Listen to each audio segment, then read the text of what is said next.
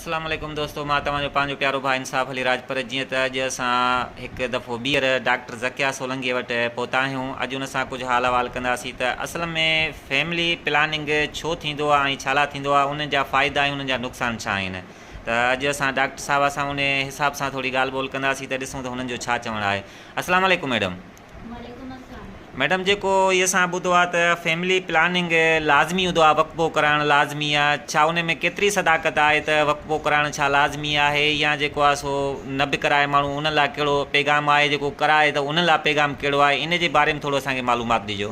Family planning जो मक़सदु इहो आहे, तव्हांजो बहितरीनु सुवालु आहे ऐं इन सुवाल पुछंदा रहियो। इन में अवेयरनेस थींदी ऐं सभिनी में जेको आहे सो अवेयरनेस ईंदी, हिकिड़ो जेको आहे सो शऊर पैदा थींदो ऐं माण्हू सुजाग थींदा ऐं फैमिली प्लानिंग जी ज़रूरत आहे बिल्कुलु माउ ऐं उनजे ॿार जी सिहत लाइ ऐं सिहतमंद माशरे लाइ फैमिली प्लानिंग बिल्कुलु ज़रूरी आहे, बेहद ज़रूरी आहे। त माउ ऐं ॿार जे सिहत लाइ जेको आहे सो ॿारनि में असां इहो नथा चऊं त ॿार बंदि करायो, पर असांजो मक़सदु इहो आहे त ॿार ऐं माउ जी सिहत लाइ बहितरी जेको आहे सो कम अज़ कम वक़्फ़ो 2 खां 2.5 साल 2.5 खां 3 सालनि ताईं लाज़मी हुअणु घुरिजे।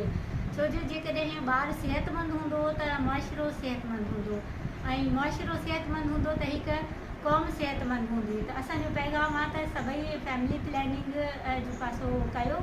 जीअं बि पैदाइश थिए थी त उनखे जेको आहे सो प्रॉपर तौर ते जेको आहे सो मुनासिबु वक़्फ़ो करियो ऐं पंहिंजे जेके फैमिली प्लानिंग जूं तव्हां वटि सहूलियतूं मौजूदु आहिनि त ओॾांहुं वञी करे उते जेको आहे सो अप्लाई करियो। तरीक़ा फैमिली प्लानिंग जा इहो बेहद ज़रूरी आहे। सुठी क़ौम सुठे मुआशिरे लाइ फैमिली प्लानिंग एतिरी बेहद ज़रूरी आहे। उन लाइ माउ ऐं ॿार जी सिहत बरक़रार रहंदी आहे ऐं उन सां मुआशिरो बहितरीनु मुआशिरो थींदो आहे।